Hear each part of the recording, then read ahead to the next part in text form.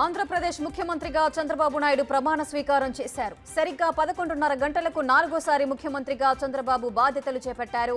Governor Abdul Nazir ఆయనతో ప్రమాణ స్వీకారం చేయించారు. ఆయనతో పాటు 24 మంత్రులు కూడా ప్రమాణం చేశారు. కార్యక్రమానికి ప్రధాని మోదీ, కేంద్ర మంత్రులు, వివిధ రాష్ట్రాల సీఎంలు, రాజకీయ, సినీ, వ్యాపార ప్రముఖులు హాజరయ్యారు.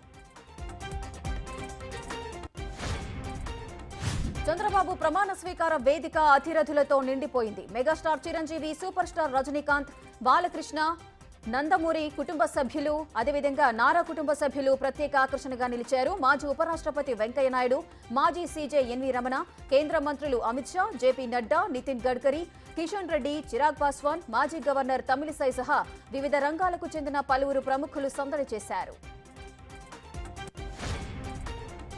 సంచలనం సృష్టించిన ఫోన్ ట్యాపింగ్ కేసులో నిందితుల బెయిల్ పిటిషన్పై నేడు నాంపల్లి కోర్టు తీర్పు వెలువరించనుంది. Additional SP Bhujangarao, Tirupatanna bail పిటిషన్పై నేడు తీర్పు ప్రకటించనుంది. ఇప్పటికే ఈ కేసులో వాదనలు ముగిశాయి. ఛార్జిషీట్ దాఖలు చేసినప్పటికీ ఇంకా విచారించాల్సి ఉందన్నందున నిందితులకు బెయిల్ మంజూరు చేయొద్దని పబ్లిక్ ప్రాసిక్యూటర్ కోర్టును కోరారు. తెలంగాణ రాష్ట్ర ప్రజలకు ఊహించని షాక్ ఇచ్చింది ఆర్టీసీ. టోల్ ప్లాజాలున్న మార్గాల్లో నడిచే బస్సుల్లో టికెట్ ఛార్జీలోని టోల్ రుసుమును ఆర్టీసీ ₹3 చొప్పున పెంచింది. కేంద్రం ఇటీవల టోల్ ఛార్జీలు పెంచడంతో ఈ నిర్ణయం తీసుకున్నట్లుగా ఆర్టీసీ వెల్లడించింది. తెలంగాణలో పాఠశాలలు పునఃప్రారంభమయ్యాయి. ఈ నేపథ్యంలో అధికారులు అలర్ట్ అయ్యారు. హైదరాబాద్, రంగారెడ్డి జిల్లాల్లో రవాణా శాఖ అధికారులు తనిఖీలు నిర్వహించారు. Fitness, insurance, permit, driving licence, fire safety kit, ప్రథమ చికిత్స కిట్లను తనిఖీ చేశారు. రవాణాకు యోగ్యంగా లేని పలు బస్సులను సీజ్ చేశారు.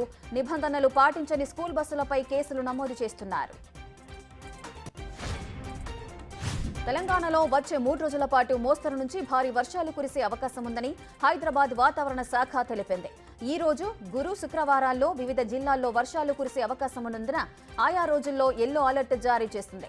గంటకు 30 నుండి 40 కిలోమీటర్ల వేగంతో కూడిన ఈదురుగాలులతో పాటు వర్షాలు కురుస్తాయని పేర్కొంది. జమ్మూ కాశ్మీర్లోని దోడాలో భద్రతా దళాలు, ఉగ్రవాదుల మధ్య కాల్పులు చోటు చేసుకున్నాయి. గత రాత్రి ఆర్మీ బేస్పై ఉగ్రవాదులు దాడి చేసిన తర్వాత భద్రతా దళాలు కౌంటర్ అటాక్ కు దిగాయి. ఈ ఎదురు కాల్పుల్లో 5 సైనికులు, ఓ స్పెషల్ పోలీస్ ఆఫీసర్ కు గాయాలయ్యాయి. గడిచిన 3 రోజుల్లో జమ్మూలో కాల్పులు జరగడం ఇది మూడోసారి.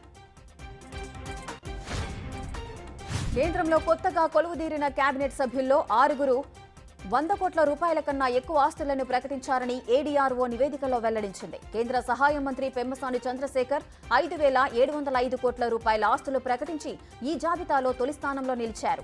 ఆ తర్వాత 424 కోట్ల 75 లక్షల రూపాయల విలువైన ఆస్తులు ప్రకటించి కేంద్ర మంత్రి జ్యోతిరాదిత్య సింధియా రెండో స్థానంలో, కేంద్ర మంత్రి హెచ్డి కుమారస్వామి 217 కోట్ల 23 లక్షల రూపాయల ఆస్తులతో మూడో స్థానంలో నిలిచారు. అధిక ఆర్థిక అభివృద్ధి సాధిస్తున్న పెద్ద దేశాల్లో అగ్రగామిగా భారతదేశం కొనసాగుతుందని ప్రపంచ బ్యాంక్ తాజా నివేదికలో పేర్కొంది.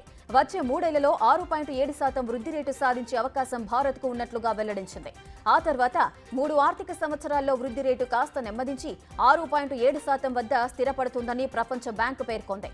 మన దేశంలో ప్రభుత్వ పెట్టుబడుల్లో వృద్ధి అధికంగా ఉండగా ప్రైవేటు పెట్టుబడులు కోలుకుంటున్నట్లుగా వివరించింది. భారత్లో 4 ఏళ్ల చిన్నారికి బర్డ్ ఫ్లూ సంక్రమించినట్లు ప్రపంచ ఆరోగ్య సంస్థ వెల్లడించింది. సాధారణంగా పక్షులకు సోకే బర్డ్ ఫ్లూ కేర్ సిచ్యుయేషన్స్ లో మనుషుల్లో కూడా కనిపిస్తోంది. ఈ నేపథ్యంలోనే బెంగాల్లో ఈ కేసు వెలుగు చూసింది. తీవ్రమైన శ్వాసకోశ సమస్యలు, జ్వరంతో బాధపడిన ఆ చిన్నారిని ఫిబ్రవరిలో ఆసుపత్రిలో చేర్చారు. ఐసీయూలో ఉంచి చికిత్స అందించారు. కోలుకున్న తర్వాత కొద్ది రోజుల క్రితమే ఆసుపత్రి నుంచి డిశ్చార్జ్ చేశారు. అయితే ఆ కుటుంబంలో మరెవరికీ ఈ వైరస్ నిర్ధారణ కాలేదని తెలిపింది.